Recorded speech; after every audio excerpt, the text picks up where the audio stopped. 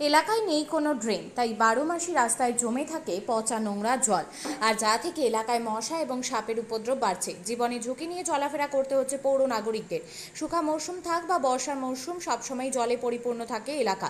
ইংরেজবাজার পৌরসভা 23 নম্বর ওয়ার্ডে নরসিংহ কুপ্পা সহ একাধিক এলাকার ঘটনা। স্থানীয় বাসিন্দারা অভিযোগ করেন, আজকে ইংলিশবাজার পৌরসভার অন্যান্য ওয়ার্ডের নাগরিকরা ঢালাই রাস্তা, পানীয় জল থেকে শুরু করে সমস্ত পরিষেবা পাচ্ছেন, কিন্তু বঞ্চিত রয়েছেন তারা। ভোট আসলে প্রতিশ্রুতি মেলে, কিন্তু ভোট চলে গেলে তাদের এই সমস্যার সমাধান হয় না। ইংরেজবাজার পৌরসভা 23 নম্বর ওয়ার্ডের তৃণমূল কাউন্সিলর সুজিত শাহ জানান, এই ওয়ার্ড তৈরি হয়েছিল 1990 সালে। তখন দায়িত্ব ছিল সিপিআইএম। পরবর্তীতে কংগ্রেস, তাদের সময়ে এলাকায় কোনো উন্নয়ন হয়নি, কিন্তু যবে থেকে আমরা এই ওয়ার্ডের দায়িত্ব পেয়েছি, আমাদের তৃণমূল পরিচালিত ইংরেজবাজার পৌরসভার এলাকায় উন্নয়নের কাজ করেছে। এলাকায় ড্রেনেজ সিস্টেম নেই, সেক্ষেত্রে জল সেভাবে বেরোতে পারে না, সেক্ষেত্রে এই ড্রেন সিস্টেমের কাজ করা হবে। আমি এই বিষয়ে পৌরসভার চেয়ারম্যান, জেলা প্রশাসনকে, এমনকি আমাদের রাজ্যের পৌরমন্ত্রীকেও বিষয়টি জানিয়েছি। আমাদের যা পরিস্থিতি তাতে মনে হয় যে আমাদের দুর্ভাগ্য, আমরা 23 নম্বর ওয়ার্ডে বাস করি। ওয়ার্ড কথাটা বলতে আমাদের কেমন যেন মনে হয়, কারণ চারিদিকে আমাদের 23 নম্বর ওয়ার্ড ছাড়া, আমাদের এই এরিয়া ছাড়া চারিদিকে প্রত্যেকটা এরিয়ায় ঢালাই রাস্তা, জল পরিষেবা সব ঠিক আছে, কিন্তু জানি না আমাদের 23 নম্বর ওয়ার্ড এত পিছিয়ে কেন। আমরা খুব আশা করে নেক্সট, এর আগে সিপিএম ছিলেন, তারপরে আমরা টিএমসিকে নিয়ে আসলাম, সবাই মিলে সকলে মিলে যে আমাদের এরিয়া উন্নতি হবে, কাজকর্ম হবে, তো ডেভেলপমেন্টটা বাড়বে। কিন্তু দেখছি এখন যারাই আসছে তারা আরও নিচের দিকে নিয়ে যাচ্ছে ওয়ার্ডটাকে, উন্নয়নের দিকে কোনো একেবারে ভ্রুক্ষেপ নেই কারণ। এই জল এই দীর্ঘদিনের, এটা সম্ভবত 2016 বা 17-তে ঢালাই রাস্তা হয়েছে, তারপর থেকেই এখানে জল জমা শুরু হয়েছে। আর ক্রমাগত জল জমে, বাচ্চারা স্কুল যাতায়াত থেকে শুরু করে প্রত্যেকটা কাজে এটা আমাদের মেন রাস্তা। আর এই রাস্তায় এই জলের উপর দিয়ে, পচা জলের উপর দিয়ে যেতে হয়। আমরা দেখেছি যে প্রত্যেক বছর ঠিক বর্ষার আগে আগে মিউনিসিপ্যালিটি ডেঙ্গু সার্ভে করে, কিন্তু ওদেরকেও সবাইকে বলেছে যে ডেঙ্গু সার্ভে তো করছেন, প্রত্যেক বাড়ি বাড়ি যাচ্ছেন, বোঝাচ্ছেন, ভালো কথা, যেখানে চোখের সামনে আপনারা যেই জলটা পার হয়ে যাচ্ছেন সেটার ব্যবস্থা না নিয়ে মিউনিসিপ্যালিটি শুধু ডেঙ্গু সার্ভে করে লোক দেখানো, আমার মনে হয় না যে এগুলো সমাধান করছে। ডেঙ্গু হ্যাঁ, অবশ্যই ডেঙ্গু এটা তো ব্যাধি, যে কারো যে কোনো জায়গায় হতে পারে। এখানে হয় এই ওয়ার্ডে। হ্যাঁ, এই ওয়ার্ডেও ডেঙ্গু হয়, প্রত্যেক বছরে একটা দুটা হয়ে যায়, কখনো এটা নিয়ে তো আর মানে এই ডাক্তাররা বল অলমোস্ট এই জলটা থাকে, তাই থাকে। কি যাচ্ছেন আপনারা?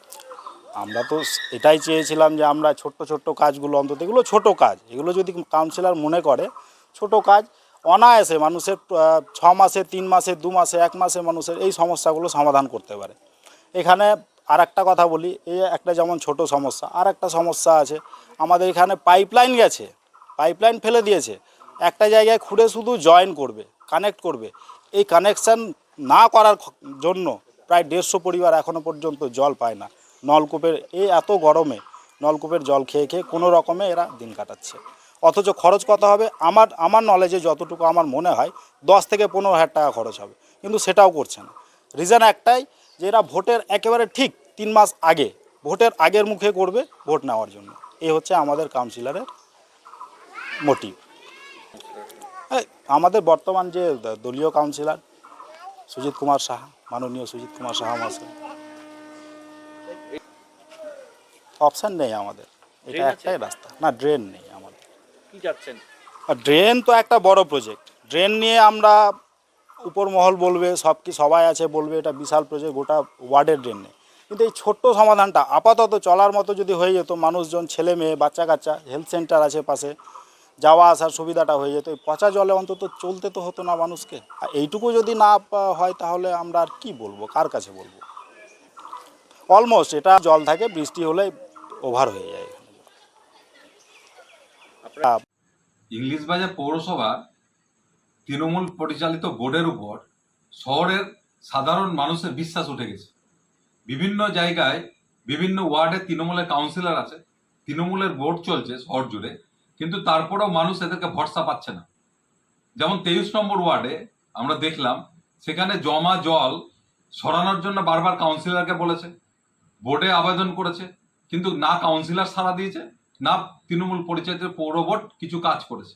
তারা ডিস্ট্রিক্ট ম্যাজিস্ট্রেটের কাছে কমপ্লেন করেছে তাদের এলাকায় ডেঙ্গু যাতে না ছড়ায়, তাদের স্বাস্থ্যকেন্দ্রে যেতে যে রাস্তা সেখানে জল জমে থাকছে, জমা জলে ডেঙ্গু বিভিন্ন রোগ বিসুখ হচ্ছে, কিন্তু না কাউন্সিলর তৃণমূলের না পৌর বোর্ড কেউই সমস্যা। এখানে 12 মাস এই রাস্তায় জল জমে থাকছে, আর জল জমে থাকার কারণে এখানে হচ্ছে ডেঙ্গু, মশা, তারপর হচ্ছে ওই পোকামাকড়, সাপ, বিভিন্ন জিনিসের উপদ্রব বাড়ছে, যার জন্য মানুষ মানে বিপদে আছে।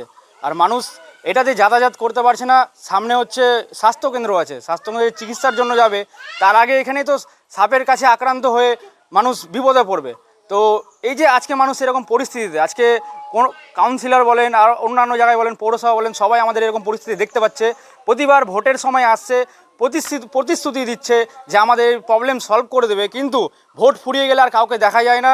আর আমরা আজকে অসহায় হয়ে ডিএমের কাছে আমরা দ্বারস্থ হয়েছি যে আমাদের এই পরিস্থিতি থেকে মুক্ত করে যাতে আমাদেরকে মানে বাঁচিয়ে রাখুক, আমাদেরকে সুস্থভাবে চলাফেরা করার সুযোগ করে দিক।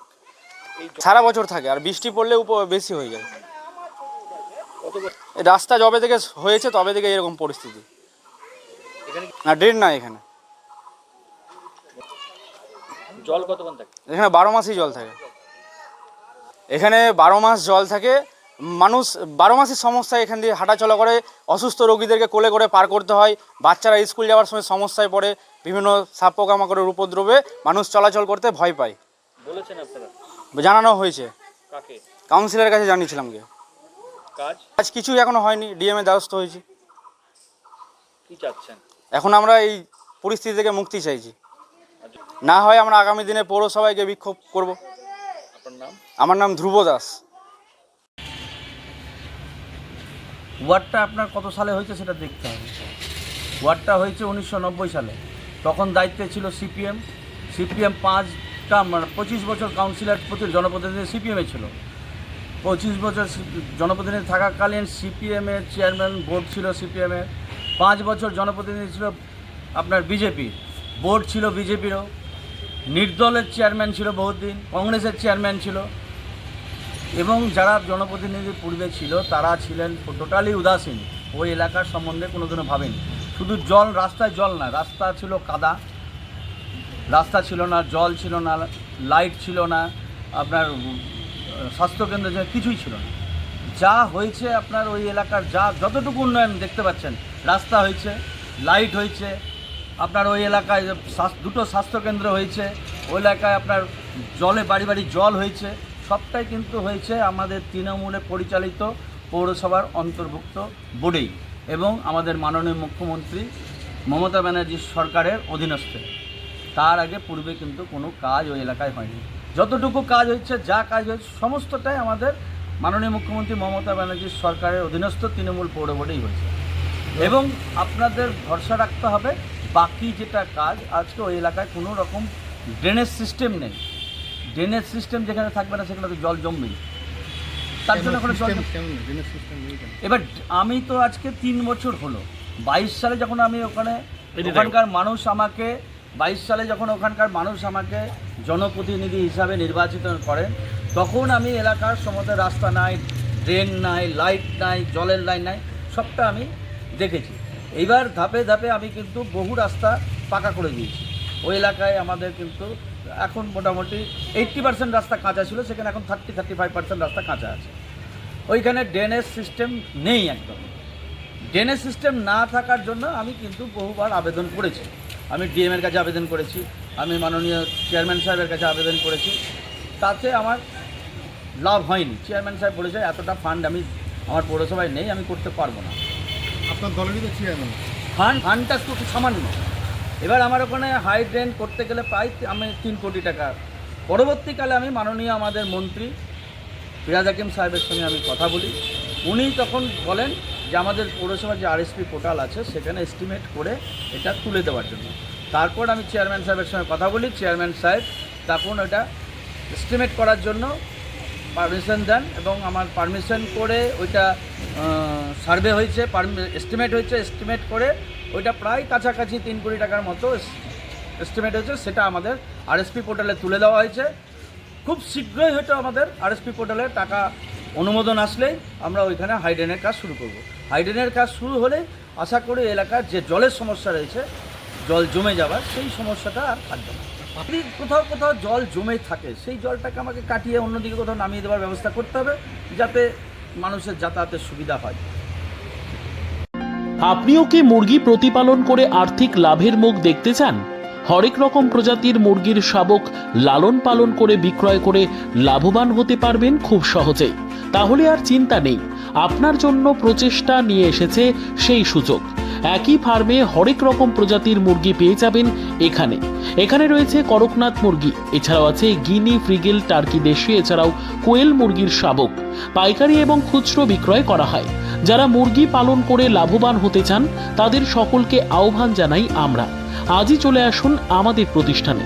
আমাদের ঠিকানা মহারাজাহাট, রায়গঞ্জ, উত্তর দিনাজপুর।